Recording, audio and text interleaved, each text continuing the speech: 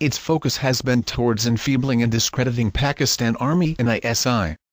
Application of military instrument has been made conditional to success achieved through covert operations against these two pillars. India observed the pulse of Pakistan for 10 months in 2002 after manufacturing a terrorist attack on Indian Parliament in December 2001 and again after Mumbai carnage in November 2008 that was also cooked up. Both times, it found Pakistan Army well poised and resilient and had to beat a retreat. India may be visualizing that this time Pakistan Army has got deeply embroiled in several troubled spots and is not in a position to withdraw as was the case last time. It is hoping that Pashtun and Bloc militants would be fighting Pakistan Army in case of war with India. It is satisfied with its successful policy of encirclement and destabilization of Pakistan resulting in enfeeblement of its economy. It considers overall geopolitical environment favorable.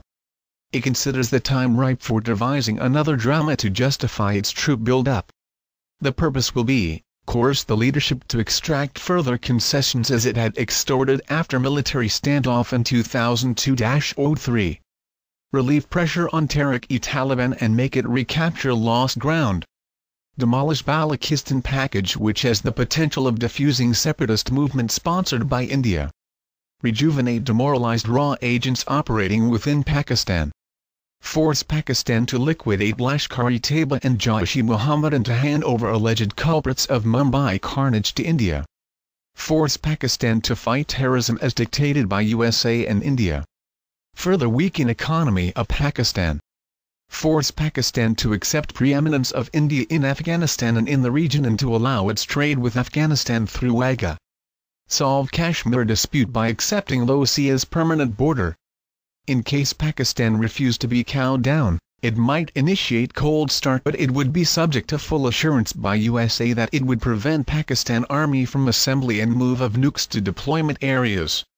War game codenamed Azam-e-No was conducted to tackle emerging Indian threat along Eastern Front revolving around cold start but did not take into account possible ingress from western border and expansion of limited war into full-fledged war. In 1971 in East Pakistan, India first weakened Pakistan Army contingent through civil war and psychological operations. Indian military then induced threat perception which forced us to take up an exaggerated forward posture all along 1400 miles border to prevent any piece of land falling into enemy hands. Dispersed in penny packets we were strong nowhere. Indian offensive launched on 21 November from multiple directions succeeded in making 23 lodgement areas across the border. In our bid to liquidate or contain the ingresses we committed everything we had in the Battle of Frontiers. After an operational pause and having fixed our forces in compartments, Indian forces under massive air cover launched main, secondary and auxiliary offensives from 3 different directions on 4 December and raced towards Dhaka. Making a dispassionate comparison of East Pakistan offensive with Cold Start one finds certain similarities. Pakistan has already suffered grievously because of its exaggerated policy of appeasement and cannot afford to cede more ground and that too at the cost of its sovereignty and dignity. We need to condition our forces and structure them organizationally to fight 2 front wars together with internal threat in the southwest and northwest. Blissfully, Pakistan Army is in its finest trim and is in position to meet any challenge resolutely. Having found out foolproof evidence of involvement of RA in aiding and abetting terrorism in Pakistan, and the US and UK complicit in the evil game of destabilizing, denuclearizing and balkanizing Pakistan, should we still be imprudently calling these so-called friends as our well-wishers and relying on them? I have no doubt in my mind that the US would not betray Israel or India but would certainly betray Pakistan and leave it in a lurch once again.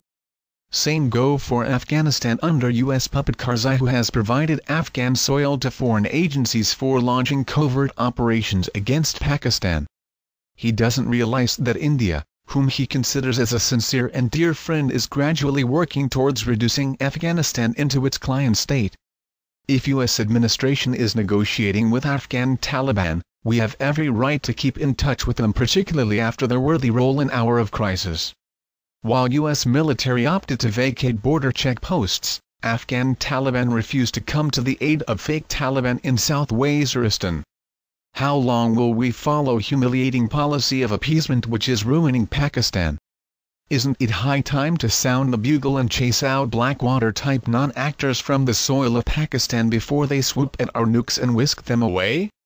We need to guard our nukes with utmost vigilance and cut those hands that try to get near them.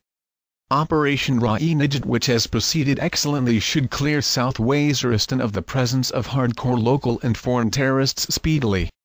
After returning extra forces to peace locations, process of rehabilitation of people of South Waziristan to be put into full gear. These assets must be handled with utmost care and affection. They deserve an even better package than Balochistan, since none among them raised the slogan of separation or sought materialistic gains.